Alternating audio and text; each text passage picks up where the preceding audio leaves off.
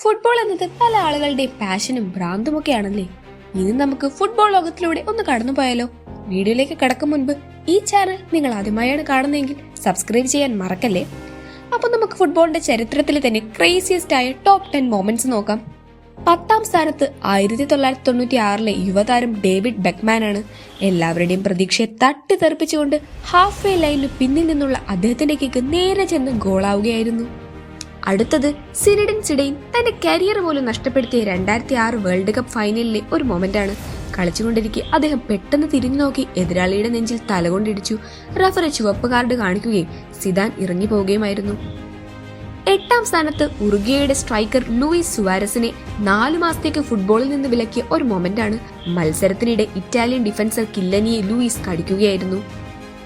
7ാം സ്ഥാനത്ത് റയൽ മാഡ്രിഡും ലിവർപൂളും തമ്മിലുള്ള champions league ഫൈനലാണ്.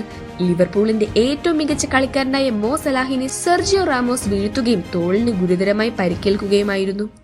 അടുത്തതായി ബാഴ്സലോണയും റയൽ മാഡ്രിഡും തമ്മിലുള്ള മത്സരമായ എൽ ക്ലാസിക്കോയിൽ അവസാന നിമിഷം മെസ്സി വിജയഗോൾ നേടുന്ന മൊമെന്റാണ്.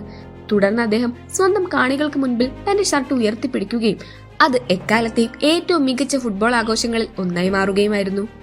5ാമതായി വളരെ അപൂർവമായി മാത്രം കാണാൻ പറ്റുന്ന ഒന്നാണ്.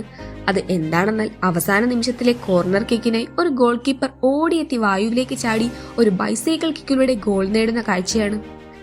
അടുത്തതായി ഉള്ളത് ഇംഗ്ലീഷ് ഫുട്ബോളിലെ തന്നെ ഏറ്റവും വൈൽഡസ്റ്റ് ആയ എൻഡിങ്ങുകളിൽ ഒന്നാണ്. അതെന്താണെന്നാൽ ലെസ്റ്റർ സിറ്റിക്ക് അവസാന മിനിറ്റുകളിൽ ഒരു പെനാൽറ്റി ലഭിച്ചു. പക്ഷേ അത് സേവായി. നിമിഷങ്ങൾക്കുള്ളിൽ പന്ത് മറ്റേറ്റത്തേക്ക് പറക്കുകയും വാട്ട്ഫോർഡിന്റെ ട്രോയ് ഡീനി ഗോൾ നേടുകയുമായിരുന്നു. അടുത്തതായി ഉള്ളത് ഗോൾ കീപ്പർ ലോറിസ് കാരിയസിന്റെ ജീവിതത്തിലെ തന്നെ ഏറ്റവും മോശമായ കളിയാണ്. ചാമ്പ്യൻസ് ലീഗ് ഫൈനലിൽ അദ്ദേഹത്തിന് 2 വലിയ തെറ്റുകൾ ഉണ്ടാവുകയും റയൽ മാഡ്രിഡ് അതിന്റെ പൂർണ്ണ നേട്ടം കൈവരിച്ച് ലിവർപൂളിന് ട്രോഫി നഷ്ടപ്പെടുകയുമായിരുന്നു. 2ാം സ്ഥാനത്ത് 1962 ചിലിയും ഇറ്റലിയും തമ്മിലുള്ള ലോകകപ്പ് മത്സരമാണ്. ദി ബാറ്റിൽ ഓഫ് സാന്റിയാഗോ എന്നറിയപ്പെടുന്ന ഈ കളിക്കിടയിൽ കളിക്കാർ പരസ്പരം ഇടിക്കുകയും ചവിട്ടുകയും ചെയ്യുകയും ശേഷം പോലീസ് മൈതാനത്തേക്ക് വരേണ്ടി വരികയുമായിരുന്നു.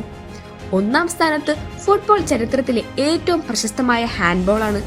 1986 ലോകകപ്പിൽ ഡീഗോ മറഡോണ ചാടി എഴുന്നേറ്റ് പന്ത് ഗോളിലേക്ക് ഇടിച്ചിടുകയായിരുന്നു. എന്നാൽ റഫറി അത് കണ്ടില്ല. ഫുട്ബോളിനെ എന്നേക്കുമായി മാറ്റിമറിച്ച ഇതിനെ ഹാൻഡ് ഓഫ് ഗോഡ് എന്നാണ് മറഡോണ വിശേഷിപ്പിക്കുന്നത്. ഫുട്ബോൾ നമുക്ക് മനോഹരമായ ഗോളുകളും അതുപോലെ തന്നെ മറക്കാനാവാത്ത ഓർമ്മകളും തരുന്നവയാണല്ലേ. ഇതിൽ നിങ്ങൾക്ക് ഇൻട്രസ്റ്റിംഗ് ആയി തോന്നിയ മൊമെന്റ് ഏതാണെന്ന് കമന്റ് ചെയ്യണേ.